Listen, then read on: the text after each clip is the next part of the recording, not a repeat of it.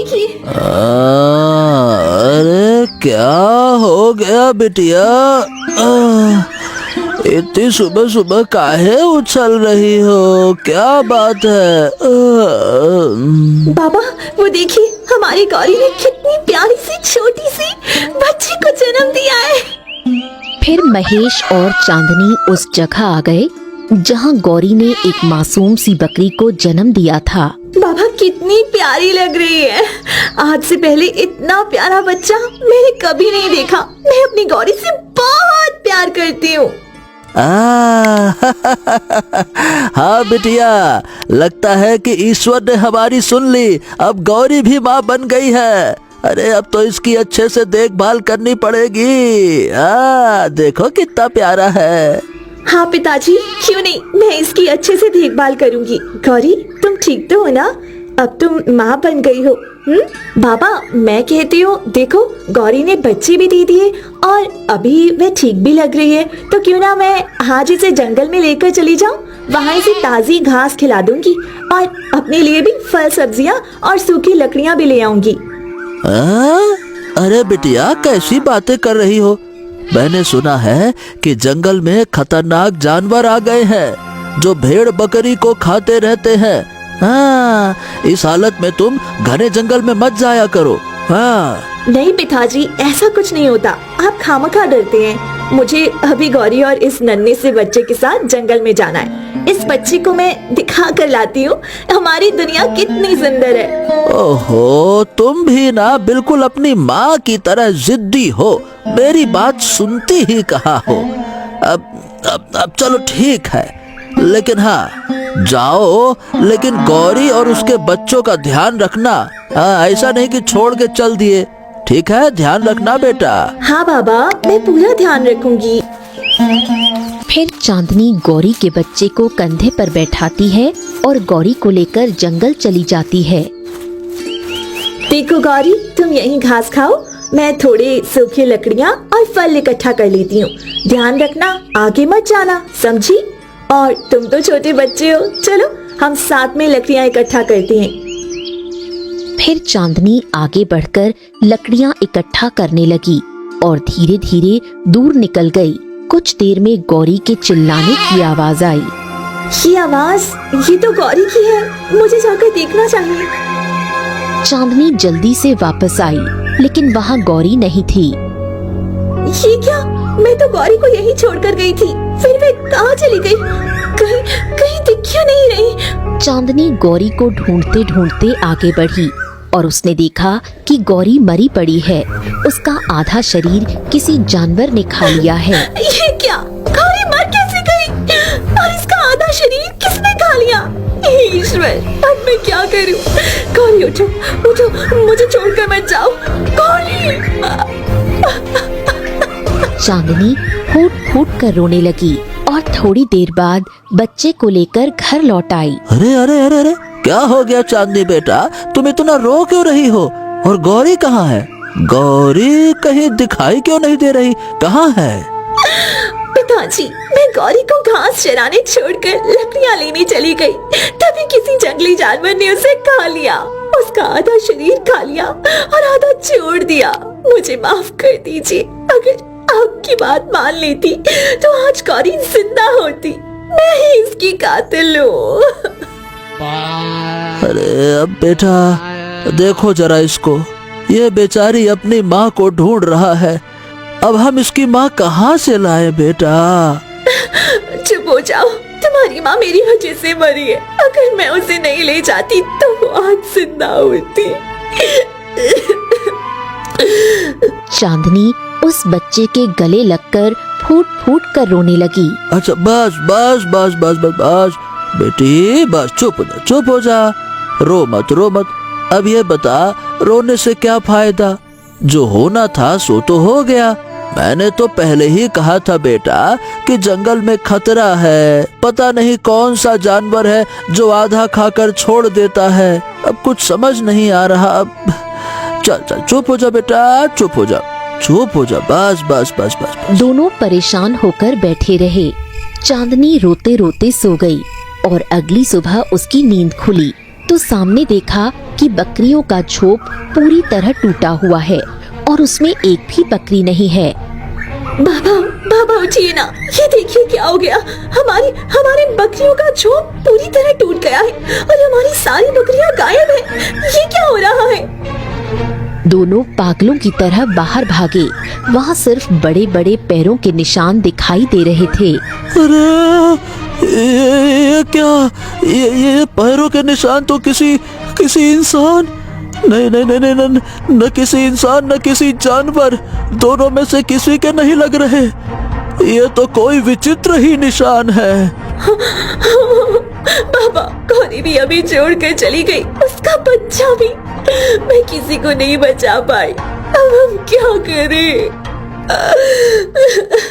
बेटी पता नहीं क्या हो रहा है, गांव के भी कई जानवर और इंसान गायब हो रहे हैं। यूं समझ ले बिटिया कि हम पर ये परेशानी पहाड़ बनकर टूट रही है। क्या करे क्या करे। महेश फूट फूट कर रोने लगा।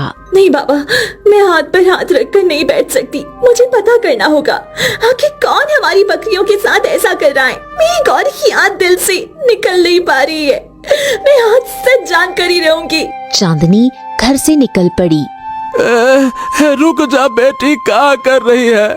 मत जा, मैंने बकरियां खो दी बेटा, मैं तुझको खोना नहीं चाहता। मेरी इकलौती औलाद है बेटी, मत जा बेटी। ए बेटा तू नहीं जानती वो कितना खतरनाक है, जो भी है मत जा। पिताजी, आज जो हमारे साथ हुआ मैं किसी और के साथ भी हो सकता है। मेरी और गौरी और उसका बच्चा हर वक्त मेरी आंखों के सामने रहती थी। मैं उनके कातिल को जिंदा नहीं छोड़ूंगी, इसलिए मैं गौरी के बच्चे को जरूर वापस लाऊंगी। चांदनी जंगल की ओर बढ़ गई। तभी रास्ते में दो गांव वाले बात करते हुए गुजर रहे थे। अरे भाई, तुमने सुना क्या? हमारे गांव के कई मासूम बच्चे गायब हो गए। हाँ, कल तो हरिनाथ का 2 साल का बेटा भी लापता हो गया। बड़ा बुरा हाल है हरिनाथ का, बेचारा रो रो के बेहाल है। वही तो, पता नहीं किसकी नजर लग गई है। पहले जानवर और अब तो बच्चे भी गायब हो रहे हैं। मुझे तो बड़ा डर लग रहा है। उसके बारे में बात करते हुए भी एकदम अंदर से सिहरन उठ जाती है। डर लगता है, न जाने कौन है, कहां से कान लगा के सुन रहा है। पता नहीं, अजीब सा है, कहां से आया है। मुझे तो डर लगता है कि कहीं हमारी बातें सुन ले और हमारे बच्चे को भी ना उठा ले जाए। अरे मैं तो सोच रहा हूँ कि परिवार के साथ गाँव ही छोड़ दूं। अरे कहीं मेरे बच्चों को कुछ हो गया तो मैं तो जीते जी मर जाऊंगा। दोनों परेशान होकर चले गए। दूर खड़ी चांदनी ने सब सुन लिया। क्या ये जानवर इंसानी बच्चों को भी खा रहा है और जानवरों को भी? ईश्वर, मुझे इसका पता करना ही होगा। मैं सबको मरते हुए नहीं देख सकती। अब तक बात सिर्फ बकरी के बच्चों की थी, अब गांव वालों की भी है। चांदनी और अंदर जंगल में चली गई। तभी तालाब के किनारे उसने देखा कि वो ही पैरों के निशान थे जो उसके घर के बाहर थे। वो उन निशानों के साथ साथ रास्ता तय करने लगी। ये निशान तो गुफा के अंदर तक जा रहे हैं और गुफा में तो अंधेरा भी कितना है, पर मुझे कैसे भी करके गुफा के अंदर तक जाना होगा। मैं तो बहादुर हूँ, मैं डर नहीं सकती। वो आगे बढ़ी। अंदर जाकर उसने देखा तो वो चौंक गई। अंदर एक सफेद भेड़िया मांस आग पर भूनकर खा रहा था। ये देखकर चांदनी के पैरों तले जमीन खिसक गई। अरे ये तो सफेद भेड़िया है और ये किसका मांस आग में पकाकर खा रहा है? हे ईश्वर, इतना बड़ा सफेद भेड़िया। चांदनी पीछे जाने की कोशिश करने लगी। तभी भेड़िए की नजर चांदनी पर पड़ी और वो उसकी तरफ आने लगा। ये क्या? ये भेड़िया मेरी तरफ आ रहा है, मुझे यहाँ से भागना चाहिए। भेड़िए ने झपट्टा मारा। जैसे ही भेड़िया चांदनी को छूने वाला होता है तभी तेज झटका लगता है और भेड़िया दूर जाकर गिर पड़ता है। भेड़िया झटका लगते ही मन में असंभव, असंभव, असंभव। भेड़िया तेजी से घने अंधेरे की तरफ भागा। ये क्या हो रहा है? हाँ, उसने मुझे मारने की कोशिश की, फिर मैं बच कैसे गई? और वह इतना दूर जाकर कैसे गिरा? ये सब क्या हो रहा है? मुझे इसका कुछ समझ में क्यों नहीं आ रहा है? वो आसपास देखती है। इंसानी शरीर की हड्डियां आसपास बिखरी पड़ी थीं। ये देखने में जरूर भेड़िया था, परंतु उसकी आंखें मुझे नहीं लगी कि वह भेड़िए की थी। अगर वो भेड़िया होता तो मुझे खा लेता, ऐसे छोड़कर नहीं भागता। परंतु उसने मेरी गौरी और उसके बच्चों को भी मारा। क्या करूं, क्या नहीं, कुछ समझ में ही नहीं आ रहा है। फिर चांदनी मायूस होकर घर लौट आई। ए बिटिया, तुम बड़ी परेशान थी, क्या बात है? घने जंगल की तरफ गई थी, क्या कुछ पता चला बेटा? क्या करूं, क्या नहीं, कुछ समझ में ही नहीं आ रहा है। अगर पिताजी को बता दिया कि मैंने सफेद भेड़िया देखा और उसने मारने की कोशिश की, तो वो मुझे कल से उसको ढूंढने नहीं जाने देंगे। मुझे झूठ बोलना पड़ेगा। पिताजी, मैं गई तो थी ढूंढने, लेकिन डर गई और सोचा कहीं वो मुझे मार ना दे, आप अकेले रह जाओ, इसीलिए मैं नहीं गई। हाँ, ये तुमने बहुत सही किया बेटा। वैसे भी मैं तुम्हारे बिना नहीं रह सकता। देख बेटा, भले ही हमारी गौरी और उसका बच्चा चला गया, बकरियां चली गईं, लेकिन कम से कम तुम तो मेरे साथ हो। जो बचा है उसकी कदर करना ज्यादा जरूरी है ना? चलो बेटा, आजा, अंदर आजा, अंदर आजा। रात बीत गई। चांदनी पूरी रात गहरी सोच में गुम थी, जैसे उसके दिमाग में कुछ तो चल रहा हो। आधी रात हो गई थी। नींद उसकी आंखों से बहुत दूर थी। आधी रात को बहुत प्रयास के बाद भी जब नींद नहीं आई, तो वो चुपके से घर से निकल गई और चलते चलते घने जंगल की तरफ बढ़ गई। आज तो मैं उस सफेद भेड़िए से सच पता करके ही रहूंगी। आखिर वह ऐसा क्यों कर रहा है और इतने लोगों को क्यों मार रहा है? कुछ देर बाद चांदनी काली गुफा के पास पहुंची। मुझे जल्दी से उस काली गुफा के अंदर जाना होगा। चांदनी काली गुफा के अंदर चली गई। भेड़िया अभी भी किसी का मांस खा रहा था। ये देखकर चांदनी उसके सामने जाकर खड़ी हो गई। तुम ये क्या कर रही हो? तुम इस तरह जानवरों और इंसानों को मार कर नहीं खा सकते। तुम यहाँ क्यों आई हो? यहाँ से चली जाओ, वरना मैं तुम्हें जिंदा नहीं छोड़ूंगा।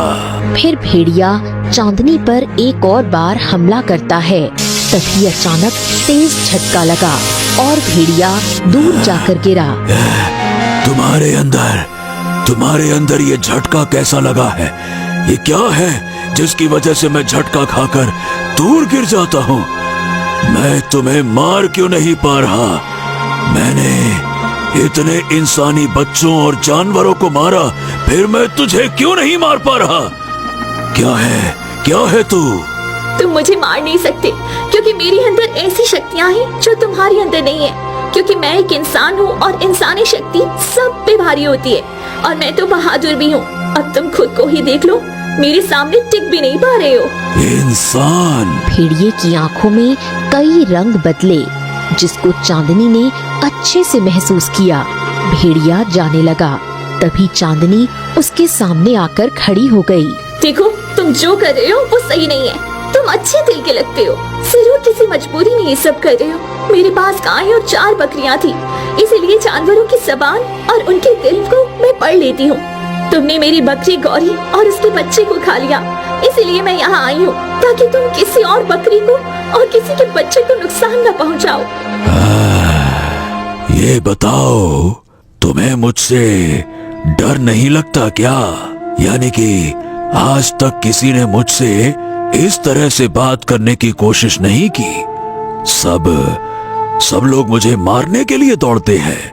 जो भी देखता है बस डंडा, पत्थर, हथियार, चाकू, तलवार, ये सब लेके मेरे पीछे दौड़ पड़ते हैं। तभी अचानक भेड़िए की आंखों के सामने पुराना मंजर घूमने लगा और वो चांदनी के कुछ बोले बिना ही अपनी जिंदगी के अधूरे पन्ने उसके सामने खोलने लगा। एक गांव में नील अपने माता पिता और बहन के साथ रहता था। एक दिन वो दूसरे गांव से काम करके लौट रहा था। मेहनत करने से बड़ा परिणाम मिलता है। खूब सारा धन कमा के मजा बड़ा आता है। डंडा डा डा डा।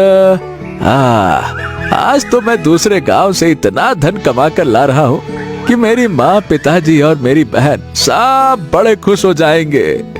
ना ना ना ना ना ना ना ना ना। नील खुश होते हुए अपने घर आया, लेकिन घर में कोई नहीं था। माँ, पिताजी, अरे बहन, कहाँ हो तुम तीनों? अम्मा, ओ पिताजी, क्या बात है, कहीं कोई दिखाई क्यों नहीं दे रहा? कहाँ हो?